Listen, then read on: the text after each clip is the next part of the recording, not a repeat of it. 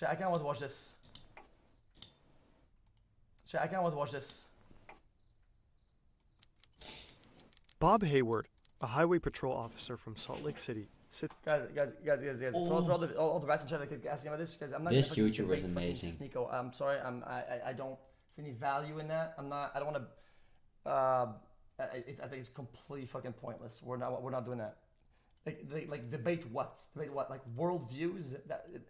Guys, something I've realized after talking with like other debaters is that debating worldviews, especially when it comes down to topics like religion, is completely brain dead. It's like saying I really like blue, I really like red, dude. But like I don't think you get it though. Like I don't think you get it. Like red is just, and it's like okay, I could tell you anything and be right about. I could be right about everything and still be wrong. Like it's just because it's just what you choose. Like it's like debating people that like don't like certain groups or whatever. It's like okay, well, I'm not gonna convince you of anything. You just don't like them. sits in his car in front of his house. Also, I don't even know what you tweeted about like the $20 million gambling deal. Okay, one, that's false. It never happened. I know all the sizes and all the deals that people get behind the scenes. He never got a $20 million deal. That never happened. Or show proof. And two, I was referencing when it was at the Red Rock gambling. I just meant like, can't preach to people, oh, blah, blah, blah, don't do sin, don't do this, blah, blah, blah, and then fucking do that. It's just hypocritical.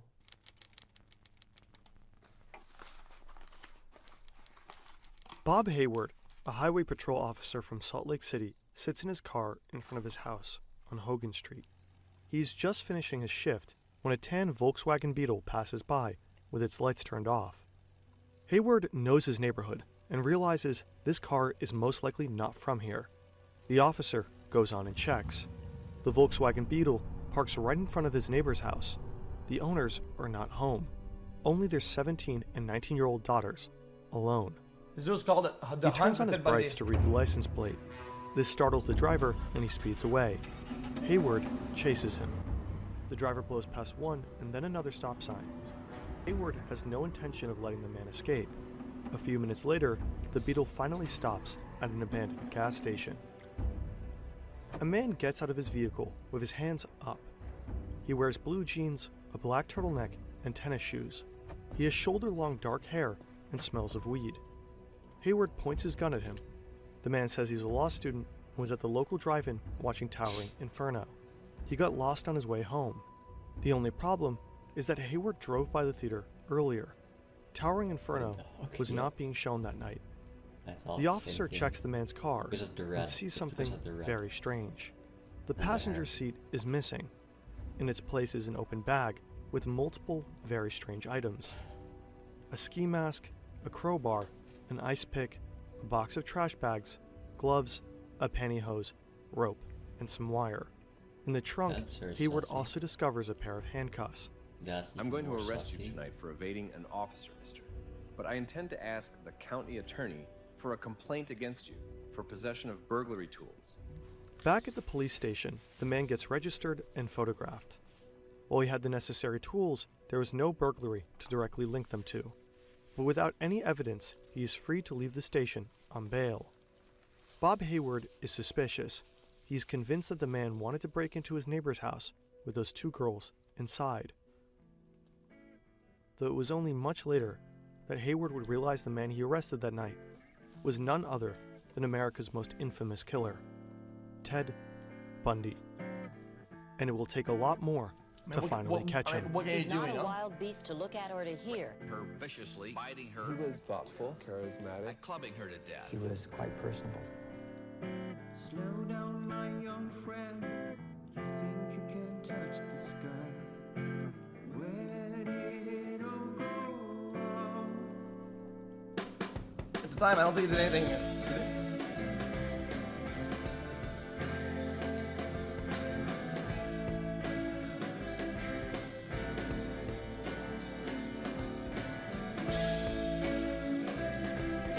It's pretty well done.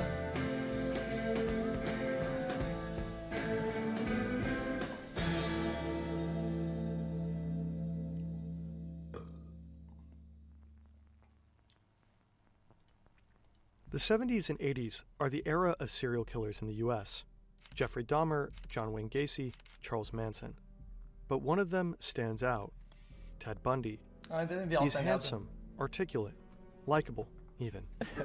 Well, I'm sure it works, and you've got to have faith it'll work, or else you'd be reduced to some kind of, mumbling idiot. Theodore Robert Bundy was born on November 24th, 1946.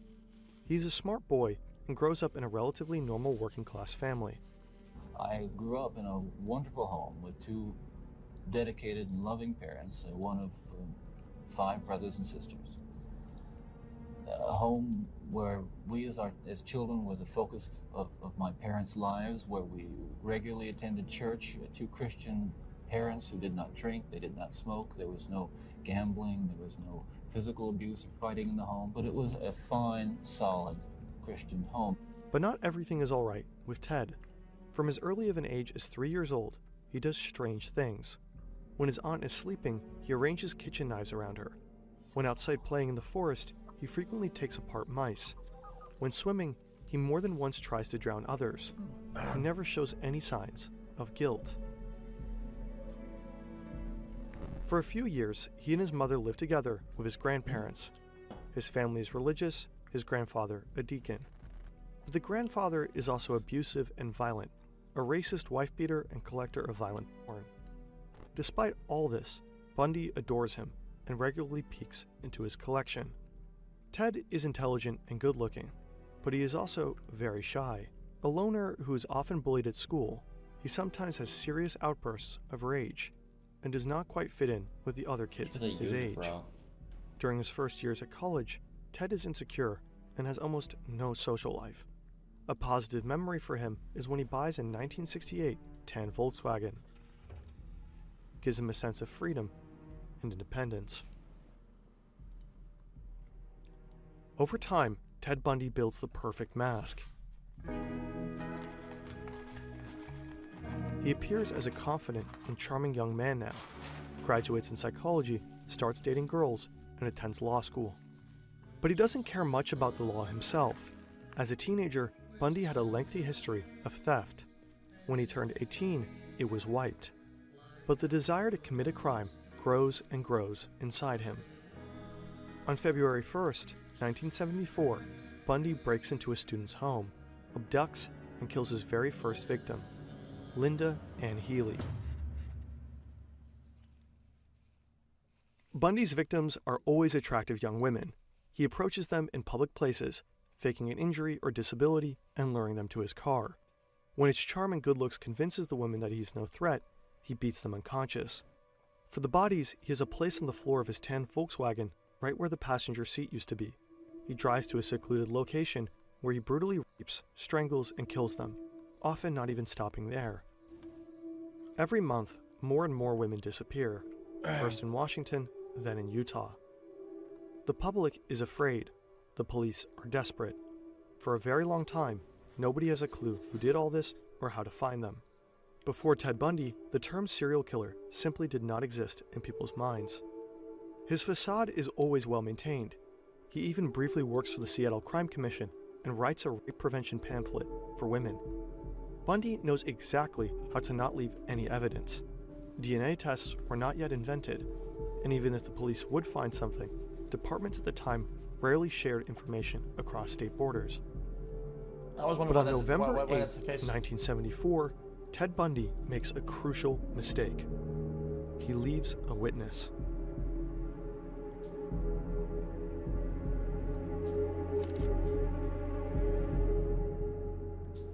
If these murders had happened today, the hunt for Bundy might have ended much sooner.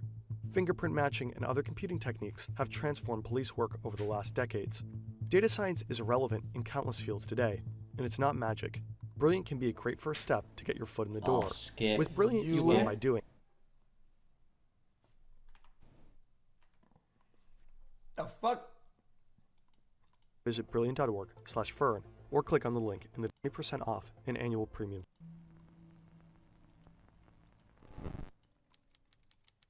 Carol DeRanch is 18 years old. She's driving her 1974 maroon Camaro onto the parking lot of a Sears mall. She parks under a light and walks into the building. Carol is looking for books and stands just outside of Walden's bookstore when a man approaches her. He introduces himself as Officer Roseland from the Murray Police Department. He Oh, is yeah. polite and well-dressed. Someone was trying to break into your car, he says. Then asks the woman whether they should check if anything is missing. She agrees, and they both go back to the parking lot. Carol looks into her Camaro, but everything is there. The police officer tells her that the suspect is back at the police station. If she joins him, they could file a complaint. Carol smells a slight whiff of alcohol and starts feeling uneasy, but the officer shows her a badge and she agrees to come with him. They go to the officer's vehicle, but it's not a police car. It's a tan Volkswagen Beetle. Maybe he's undercover, Carol thinks. She feels a bit nervous, but gets into the car anyway. A few minutes later, the man stops the car at an elementary school. He suddenly grabs her arm and handcuffs her. Carol starts screaming when he pulls out a gun. Carol is terrified. Luckily, she realizes that her handcuffs aren't attached to anything, so she grabs the door and quickly jumps out of the car. The man chases after her and pulls out a crowbar. He hits the woman once, twice, but Carol holds up her arms in defense, fighting for her life. Another car is approaching. Carol manages to break loose, runs away, and jumps into the other car. Damn, She goes okay. straight to the police and reports the man who introduced himself as Officer Roseland and his Volkswagen tan Beetle. Bob Hayward is so unsettled by the man he arrested, the next day he mentions him to his brother, Captain Pete Hayward, a homicide detective. The detectives at the Salt Lake County Sheriff's Office immediately recognized the car. A year ago, a woman in Seattle reported suspicious behavior by her boyfriend. She saw an eyewitness drawing from a kidnapping that looked just like him. The woman's boyfriend also had a tan Volkswagen. Chad, I'm just a little confused. Chad, they have a drawing of him already. They know the car. They've known him for a little bit. A lot of kills, and information isn't shared across states or whatever, like on TV at least a little bit or whatever. Women have gone missing, and the man is on the list of suspects. The detectives start connecting the dots and invite Carol to a police lineup. 8 suspects in total are standing in line, including the man Bob Hayward arrested like a few TV. weeks ago. When Carol DeRanche sees them, she immediately identifies the fake officer. On March 1st, 1976, Bundy is sentenced to 15 years in prison for the attempted kidnapping of Carol DeRanche. The investigation picks up pace, and the police manage to connect him to another case. 23-year-old Karen Campbell. In October 1976, Bundy is sent to Colorado to stand trial again, this time for murder. If only his story ended here.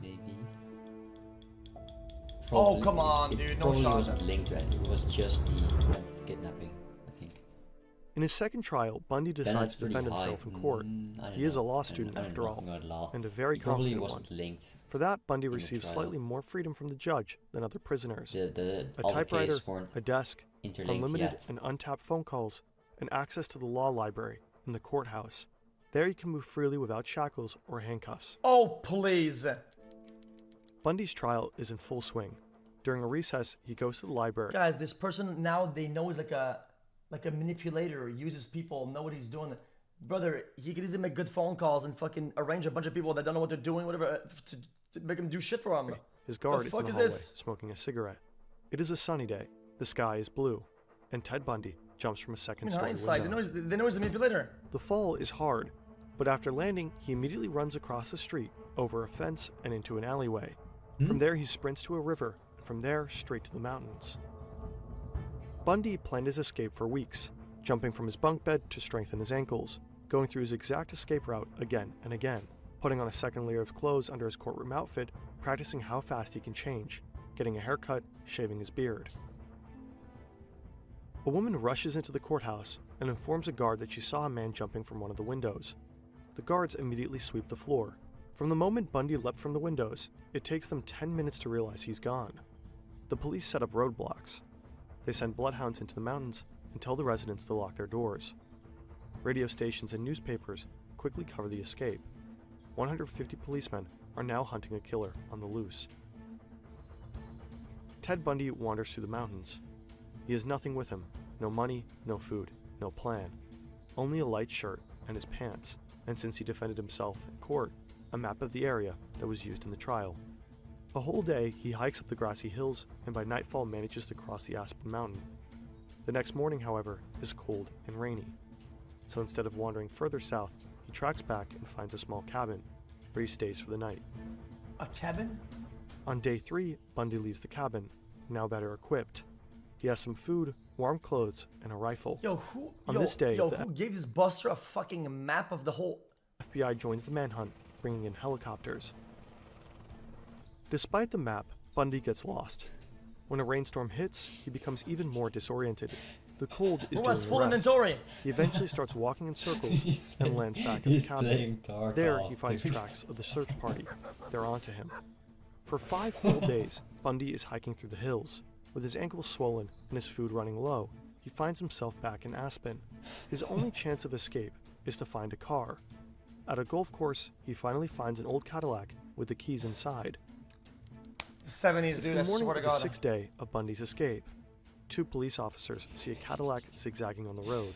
They stop the car, assuming it's a drunk driver. Instead, they find a sober but weak Ted Bundy. He lost over 20 pounds and barely managed to steer the car. His nose is wrapped in Band-Aid and he wears glasses, but the officers easily recognize him. He is arrested only 2 blocks from where he jumped out of the window. Back in custody, Bundy now also faces charges for escape. He has to wear shackles and handcuffs when in court. It matters little to him. Almost immediately, he starts planning another escape. Dude!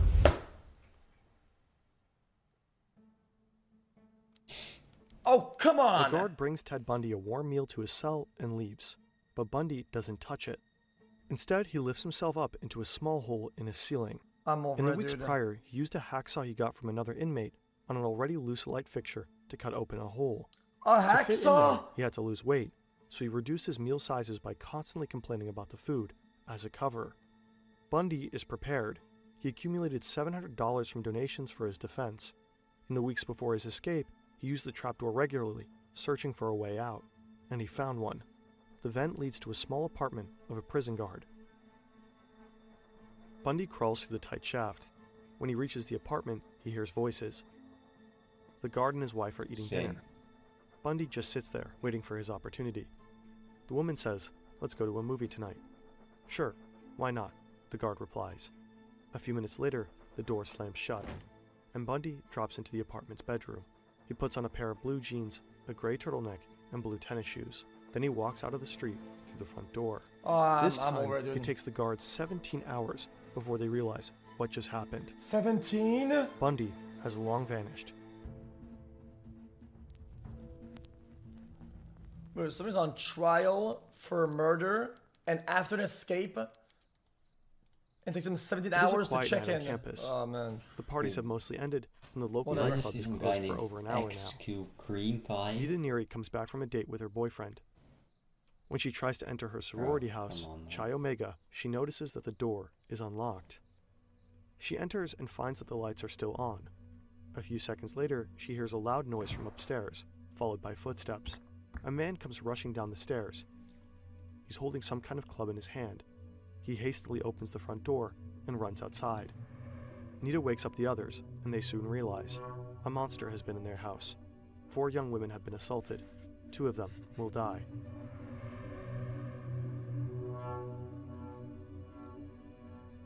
In the following weeks, Ted Bundy tries abducting multiple women, but always fails, until he finds 12-year-old Kimberly Leach. The girl is out in the rain. She is running across a basketball court to another classroom at her school when Bundy signals the girl to come over. She does.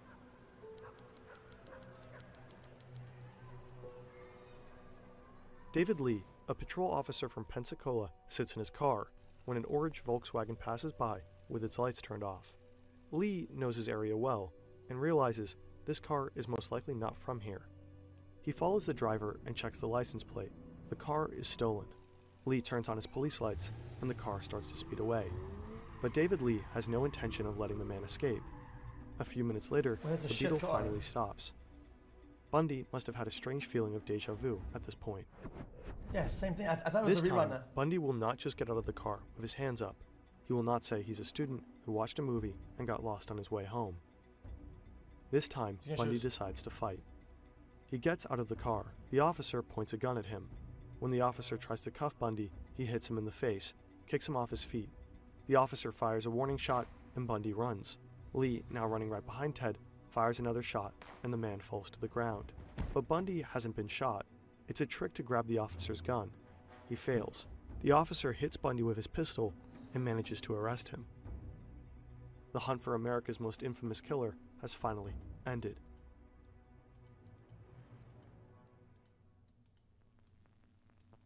A warning shot? Dude, he was prepared and the cops still won. Might have had a gun, but Bundy's trial began for the murders that's good. at He the had Chi like a Omega good sorority house. preparation. Soon and the after, he cops went to still court for won. 12-year-old Kimberly Leach.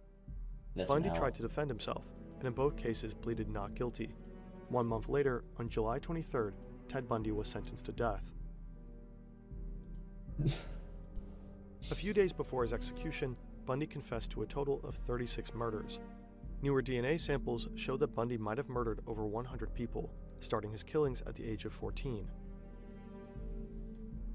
What makes the trial of Ted Bundy stand out is not only his charming and likable demeanor, the ruthlessness of his murders, or even the fact that he managed to escape from prison twice.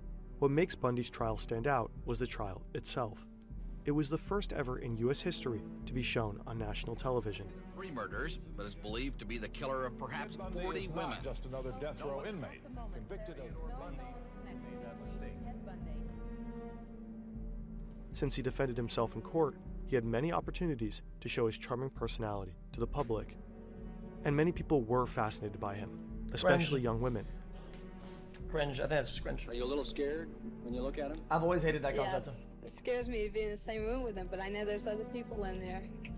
I'm not afraid of him. He just doesn't look like the type to kill somebody. Every time he turns around, I kind of get that feeling, no, you know, gonna get me next, you know. But yet you're fascinated by him. Very, very. Why do you do it? I don't know. From all those women in the courtroom, there is one who stood out. She believed in Bundy's innocence almost to the very end. Carol Ann Boone, Bundy's girlfriend. He proposed to her during court. After his conviction, they even had a child together. Ah, girlfriend, gotcha. Carol, do you want to marry me? And I want to marry you. And I do want to marry you. Bundy's trial became an unprecedented media sensation. People all across the country could watch a killer fighting for his life, trying to evade his death again and again for years.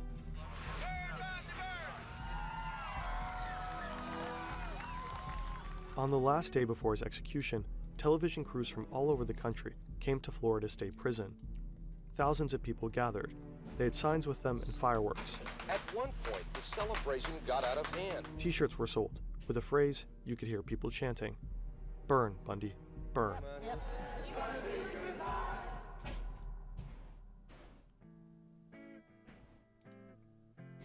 On January 24th, 1989, after spending 10 years on death row, Bundy was executed via electric chair. The person who flipped the switch was a woman. Ted Bundy, even in death, stirred hatred.